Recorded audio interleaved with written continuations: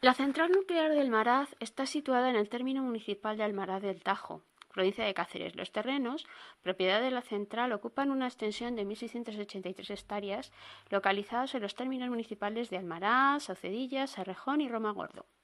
Tras realizar extensos y detallados estudios sobre la topología y el emplazamiento de los resultados, concluyeron la idoneidad del lugar escogido debido a sus características sismotectónicas, geológicas, hidrológicas y climáticas. La central nuclear de Almaraz consta de dos reactores de agua ligera a presión de 2.686 megavatios térmicos, cada uno de ellos con tres circuitos de refrigeración y unas potencias de 1.035 y 1.044 megavatios. El combustible utilizado es dióxido de uranio enriquecido con un 4,5 en uranio 235. En el reactor se cargan 75 toneladas de este combustible que son utilizadas en 3 ciclos de 18 meses, lo que hace un total de 4,5 años. Con estos datos se puede hacer una estimación del rendimiento del combustible. Si tenemos en cuenta la masa molecular del óxido de uranio, que son 32 más 238, es decir, 270 gramos por mol, de los cuales solo 238 son uranio, significa que las 72 toneladas solo el 63,5 son de uranio, y de ellas solo el 4,5, es decir, 2,85 toneladas son uranio 235. Este uranio corresponde a 2,85 toneladas de uranio 235, que son 12,15 moles. A su vez, cada mol tiene 6,023 por 10 a la 23 átomos, con lo cual hay 73,04 por 10 a la 26 átomos, y cada uno de ellos genera 200 megaelectronvoltios, por lo que se generan 1,73 por 10 a la 11 megajulios, que teniendo en cuenta que son 4 años, pues da lugar a una potencia de 1.225 megavatios, que suponen aproximadamente un 85% en rendimiento. Se puede tener en cuenta otros factores como la cinética de la reacción, que se generan 2,5 neutrones, pero bueno, es un cálculo aproximado bastante fiable. El combustible se presenta en forma de pastillas cilíndricas de 8,5 milímetros de diámetro y 9,8 milímetros de longitud, apiladas en tubos de Circaloy de más o menos 4 metros de longitud y 10 milímetros de diámetro. Las vainas se agrupan en los elementos combustibles de 289, 17 por 17, de los cuales solo 264 alojan varillas de combustible, y el resto de los tubos son guías para mejorar la estructura, para barras de control, para sistemas de instrumentación, etcétera. En realidad se trata de un intercambiador de calor que, según la normativa Tubular Exchange Manufacturers Association, podría ser del tipo AEP o AJW, en donde cada uno de los parámetros claves,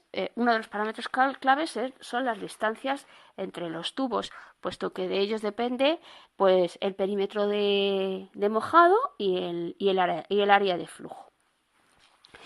El proceso es un proceso simple y llanamente de intercambio de calor entre los tubos de combustible y agua que circula alrededor y que se utiliza como moderador refrigerante y como fluido caloportador. El flujo térmico en cada tubo es de tipo radial y, por lo tanto, utilizando la ley de Fourier, pues podríamos decir que el flujo por unidad de longitud es 2pi. Pues tenemos lo que sería el parámetro de intercambio de calor y el salto térmico. Es decir, que se da desde el combustible hasta el agua, tenemos calor por convección en el helio, en el interior del tubo, por conducción en el tubo de Circaloy y luego por convección en el agua. Con todo esto podríamos seguir teniendo en cuenta y hacer una pequeña estimación de cuánta agua necesitamos para evacuar el reactor, y para ello pues contamos con la potencia del reactor, que haciendo un balance de energía, pues esa potencia tiene que ser igual al gasto de agua por C sub P y por el salto térmico del agua. Si consideramos más o menos que el salto térmico, o sea, el agua entra a temperatura ambiente sobre 30, 25, 30 grados, y que no puede llegar a los 100 grados centígrados, es decir, no puede llegar a temperatura de ebullición, porque si no se podrían dar lugar otros problemas más graves, aunque sabemos que, por ejemplo, en el caso de de los que sí llegan a ebullición, pues sí que se llega a los 100 grados, pero en nuestro caso no es agua a presión, o sea que no se supone que no va a llegar a ebullición, pues bueno, pues vamos a considerar más o menos esos 100 gramos.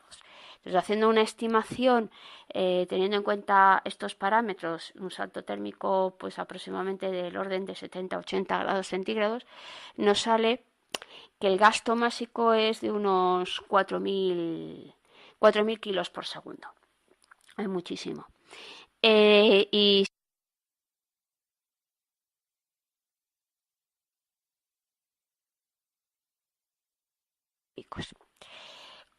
lo bueno que hay es que como hay 3 lazos, pues habría que dividirlo entre 3 y cada uno de ellos pues correspondería a un lazo, con lo cual el diámetro de las tuberías es bastante más pequeño. Otro factor a tener en consideración es que por lo menos en la vasija del reactor no es conveniente superar, o sea, es conveniente que estemos en régimen laminar. Entonces, pues teniendo en cuenta cómo es la vasija del reactor, eso nos indicaría más o menos la velocidad que tenemos que tener por lo menos en la vasija. Luego, fuera ya de la vasija, los conductos que van a parar al generador de vapor pues pueden ser más estrechos, ahí ya podemos tener regímenes turbulentos, es decir, podemos hacer que sea más estrecho, pero en el interior de la vasija interesa que el régimen sea de tipo laminar, es decir, que el Reynolds esté por debajo de 2400. Pues porque, entre otras muchas razones, porque se evitan pérdidas de corrosión, cavitación, se mejora la transferencia de calor. La barra se supone que va a estar siempre a la misma temperatura, mientras que va a haber un salto térmico en el agua. Y el proceso se puede considerar que es en contracorriente. Pues también con estas premisas, otro parámetro que podemos fijar en la instalación es la potencia de la bomba, que tiene que ser capaz de superar pues el salto, la altura, la diferencia de altura prácticamente va a ser poca, pero también tiene que ser capaz de superar las variaciones de diámetro de la vasija a los 3 lazos y luego el retorno y las variaciones de diámetro que vamos a tener en el generador de vapor. Es importante que el reactor está sujeto a 3 blindajes importantes, lo que asegura la seguridad de la instalación, que no existan pérdidas. El edificio es un edificio hermético sometido a una pequeña depresión, es de cilíndrico, las paredes son de hormigón aproximadamente de 1,5 metros de espesor, con unas planchas de acero de aproximadamente 10 milímetros, y la cúpula es de acero y semiesférica. Y bueno, pues con estas medidas de seguridad se asegura que no van a haber fugas radiactivas.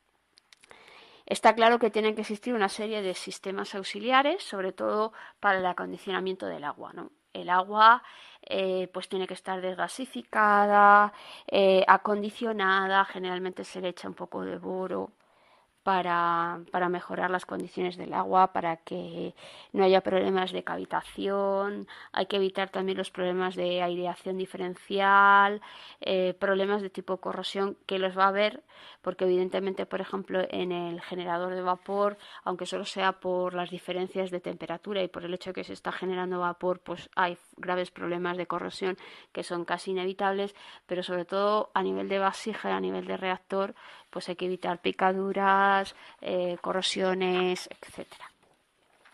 Finalmente, pues podríamos dar algunos puntos claves del otro intercambiador de calor que tenemos en esta instalación, que es el generador de vapor. En el generador de vapor hay un cambio de estado, por lo tanto, el balance energético supondría el agua de cada lazo, el salto térmico, que volveríamos al estado inicial, a los 30 grados, o sea, volveríamos a tener un salto térmico inferior a 100 grados, del orden de 70-80 grados. Y por otro lado, la cantidad de vapor que tenemos que generar. Entonces generamos vapor a 300 grados y 3 atmósferas. Eso significa que hay un cambio de estado, tenemos que hacer un cambio desde los 25 grados a los 100, más luego el cambio de estado y esa generación de vapor. Entonces, esto nos va a condicionar sobre todo el flujo de agua, de vapor de agua, que necesitamos en el segundo punto, ¿no? El flujo de vapor, ¿no? Es agua condensada, entonces las temperaturas a las que llega generalmente no llega exactamente a 25 grados, llega un poquito más, entonces ese salto es un poquito inferior. Y para ello pues podríamos utilizar el método del NETU, ¿no? Teniendo en cuenta pues estos saltos térmicos, podríamos determinar el coeficiente E, que nos permitiría determinar el coeficiente CR, que nos da la relación entre los caudales, en este caso de ambos circuitos, y con él pues ya podríamos determinar otros parámetros de diseño importantes en el generador de vapor, como es su coeficiente, su área, ¿no? Su área de intercambio. Y bueno, en este caso tampoco hay mucho que hablar, ¿no? O sea, hay una simple transferencia a través de los tubos, o sea, que tendríamos que ver el número de tubos, el número de pasos, y eso pues, y el tipo principalmente de intercambiador que utilizaríamos.